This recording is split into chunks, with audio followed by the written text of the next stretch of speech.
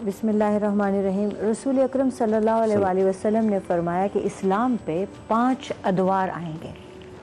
پہلا تو دور آپ ہی کا ہے، فرمایا وہ سب سے مختصر ہوگا اور وہ اللہ کے حکم کے مطابق ہوگا کہ آپ صلی اللہ علیہ وسلم خود تشریف فرما ہے اس پورے دور میں۔ دوسرا خلافت کا ہے، خلافت راشدہ کا، اور وہ اعلیٰ منہج نبوہ ہوگی، وہ بھی ویسے ہی جیسے آپ صلی اللہ علیہ وسلم کے احکامات ہیں، سیرت ہے۔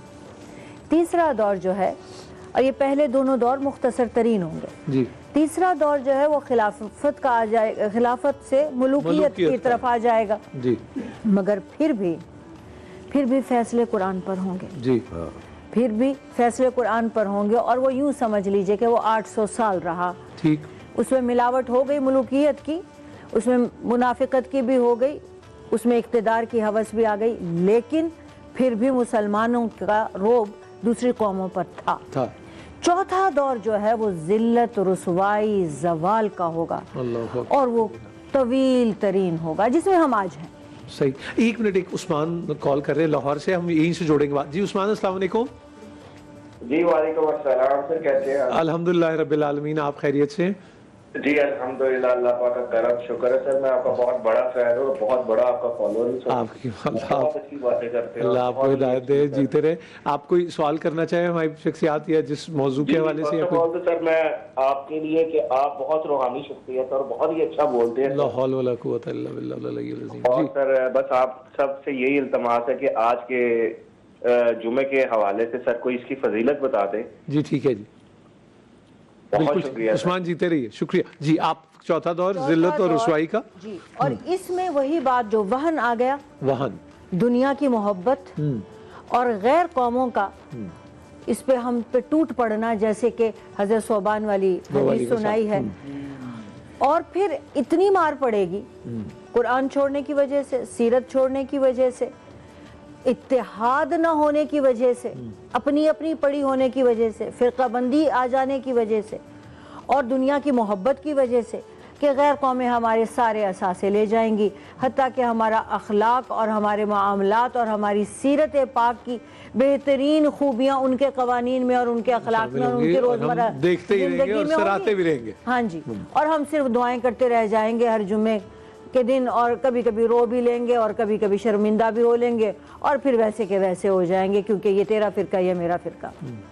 اور پھر 5واں دور آئے گا جب ہم جاگ جائیں گے، جب ہمیں اس ذلت کا احساس ہوگا، جب ہم ندامت اور شرمندگی کے بعد پھر سے اکٹھا ہوں گے، اتحاد امت کے بعد جو 5واں دور آئے گا وہ پھر اسلام کا ویسا دور ہوگا جیسے پہلا دور تھا، بالکل ٹھیک، دوسرا دور تھا، لیکن اس کے لیے جاگنا ضروری۔ جاگنا صاحب، یہ میں ویسے پوچھ رہا تھا کہ جن ادوار کا ذکر کیا میم نے، تو آپ کو لگ رہا ہے کہ یہ جو باتیں ہم کر رہے ہیں یہ علم میں نہیں ہے لوگوں کے، وہ سو رہے ہیں یا جاگتے ہوئے بھی وہ نہیں جاگ رہے؟ آپ کیا کہتے ہیں، آپ کو کیا لگتا ہے؟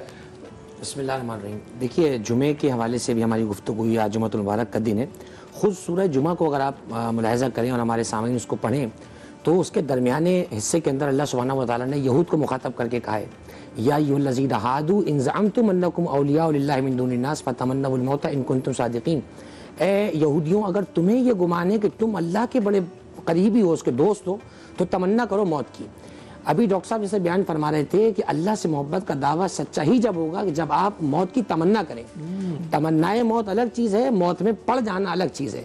وَلَا تُلْقُوا بِأَيْدِيكُمْ إِلَى التَّهْلُكَةِ، یہ قرآن کا قاعدہ ہے کہ ہلاکت میں پڑو مت، لیکن جب تمہیں ملاقات الہی کے لیے پکارا جائے تو پھر دنیا کی محبت تمہارے دل میں نہیں ہونی چاہیے۔ سورہ جمعہ میں درمیان میں یہود کے مکر کو بیان کیا، اور خود اللہ نے آگے جا کر فرمایا کہ وَلَا يَتَمَنَّوْنَهُ أَبَدًا بِمَا قَدَّمَتْ أَيْدِيهِمْ وَاللَّهُ عَلِيمٌ بِالظَّالِمِينَ۔ اے حبیب، یہ کبھی موت کی تمنا نہ کریں گے کیونکہ یہ اپنے کرتوتوں کے پاداش میں ڈرتے ہیں۔ درمیان میں جا کر پھر پروردگار عالم نے وہاں پر حکم دیا پھر نماز جمعہ کا۔ درمیان میں فرمایا اہل ایمان کو ذرا قرآن کا انداز تخاطب دیکھیں، یا ایھا الذین ھادوا، ایک منکر جماعت کو مخاطب کیا، یا ایھا الذین آمنوا اذا نودی للصلاۃ من یوم الجمعہ، اب اہل ایمان کو مخاطب کیا ہے، اور اس کے بعد بھی یہ کیٹیگری ہے، یعنی یہود اسلام سے خارج ہیں، اہل ایمان خالص اللہ کے سچے پکے۔ پھر ایک کیفیت فرمائی اذا راؤ تجارتا او لہوا انفضوا الیہا، تمہاری نمازوں کا عالم یہ ہوگا کہ نماز یہاں پڑھ رہے ہو، رکعت میں ڈیبٹ کریڈٹ اور لون کا حساب کتاب چل رہا ہے، یہ تمہارے خلوص کا عالم رہ جائے گا۔ فرمایا جب تم اس کیفیت میں آ جاؤ گے، آج مجھے بتائیے کہ مسجدیں بن رہی ہیں، مسجدیں بھری ہیں، قرآن مجید کی چھپائی ہو رہی ہے، قرآن مجید کی تلاوتیں ہیں، قرآن مجید کا پڑھنا ہے، شکوہ کاہے کا کر رہے ہیں رسول اللہ؟ اس لیے کہ تعلیمات قرآن کو نافذ نہ کیا گیا، اور یہ بہت بڑا سنگین مرحلہ ہے، یہ جھنجھوڑ دینے والی آیت ہے۔ اللہ کے رسول شکایت کریں گے ہمارے پاس جیسے جو ذکر کر رہے ہیں، عذر نہیں ہوگا ہمارے پاس۔ چنانچہ ہو کیا رہا ہے؟ ہو یہ رہا ہے کہ ہم طلب دنیا کی حوث میں اتنا آ گئے۔ دیکھیے انسان بعضوں کا جب ہم بات کرتے ہیں، لوگ کہتے ہیں کہ آپ لوگوں نے بڑی قدامت پسندی کی باتیں کی ہیں، آپ نے دنیا کو مشکل بنا دیا ہے۔ آپ سے کب کہا گیا کہ ترک دنیا کریں؟ ترک دنیا اسلام نہیں ہے، دنیا کو اعتدال میں لے کے چلنے کا نام اسلام ہے۔ کسی نے مولا متقیان سے پوچھا، میں ایک منٹ آپ کو بس، عاصم جاوید پھالیا سے ہیں۔ عاصم صاحب السلام علیکم۔ وعلیکم السلام جی، کیا حال ہے بھائی نور اللہ؟ جی الحمدللہ۔ عاصم بھائی آپ خیریت سے ہیں؟ مزاج اچھے ہیں آپ کے؟ جی اللہ پاک کا شکر ہے۔ آپ ہمارے ساتھی ہیں، دیکھ رہے ہیں ٹرانسمیشن؟ جی عرض یہ کرنی تھی کہ ہم پھالیا سے یہ بات کر رہے ہیں، 7 بچی ہیں ان کی، ایک بیٹے، انہوں نے کوئی اپنی وہ بات نہیں کی، اور یہ کیا چیز ان کو یہ اشک بار ہونے میں مجبور کر رہی ہے؟ یہی امت کا ہی کانسیپٹ ہے نویر بھائی؟ آپ جی دیکھیے یہ جو کیفیت ہے، مجھے ان کی بات سے جہاں ایک پیغام بھی گیا سب پوری دنیا کو، اور یہ امید کی کرن بھی نظر آئی کہ ابھی بھی کچھ ایسے لوگ موجود ہیں جن کے دل میں درد امت موجود ہے، اس قید سے باہر کہ وہ ہمارا ملک نہیں ہے، ہماری زبان نہیں ہے، اس قید سے باہر۔ اسلام کی آفاقیت بہت بڑی ہے، نبی اکرم صلی اللہ علیہ وسلم نے اسلام کے کلمے کے نیچے سب کو جمع کیا ہے۔ آج ہم نے وہ تفریق کر لی، جیسے ڈاکٹر صاحبہ بیان فرما رہی تھی، آج ہم نے 1.5 اینٹ کی اپنی دنیا بنا لی، اسی دنیا میں مگن ہے۔ حب دنیا اتنی بری چیز ہے، پیغمبر اکرم نے بار بار جس چیز سے ڈرایا حب دنیا تھی۔